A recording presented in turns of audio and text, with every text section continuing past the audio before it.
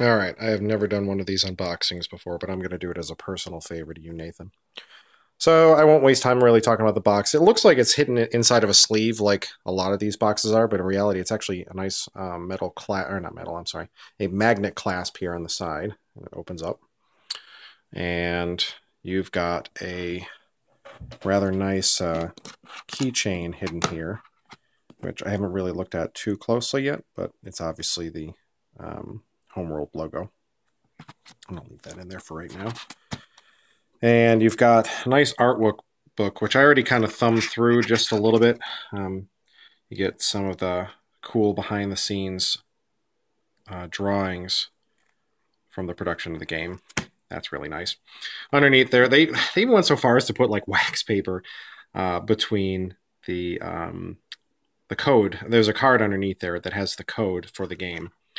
For my copy of the game. But I find it interesting that they went so far as to just put wax paper underneath there. I thought that was kind of a nice touch.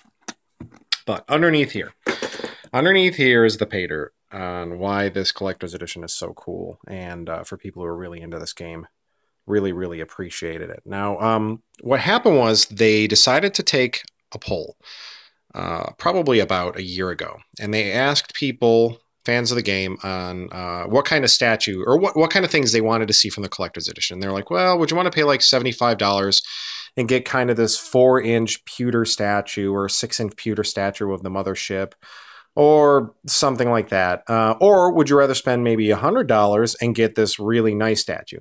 And apparently, overwhelmingly, people voted for the really nice statue.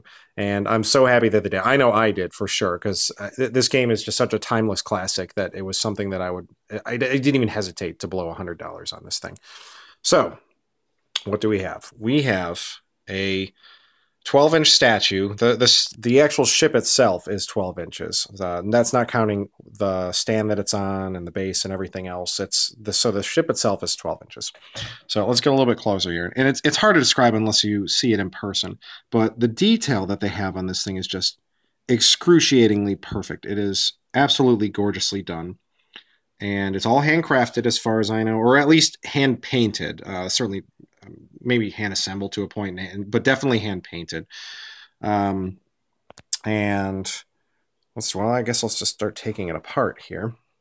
And we got a base here, and I already kind of pulled this out to kind of get an idea what I wanted to talk about. But the base has a lot more heft to it than you'd think. You'd think it's just kind of a light piece of plastic, but it's actually quite heavy. Nice rubber anti-sliding things on the bottom. And we've got this rod here that you assemble into there, like so. And then you've got a ship, which I'm trying to be very delicate with because the actual antennae on the front of the ship they have a little bit of springiness to them, but I wouldn't dare try to put much pressure on it. And then it slides on just like so. And you get a full statue just like this. And I wish I had something for size reference, but it's pretty easy to suffice to say that it's probably about 16 inches tall and looks just absolutely perfect. But the best part is that they decided somewhere along the lines but that just making this really awesome looking statue was simply not enough. They decided that they were going to light it up, and I respect how smart they were about it. It's USB powered, so you don't have to plug this thing into the wall. All you have to do is plug it into any USB port on your computer, because God knows you're going to keep this near your computer more than likely. And apparently a good chunk of it illuminates. And I'm going to try to pause the video and pick it back up here after I get it into my room and turn the lights off so we can kind of get a good idea what it looks like.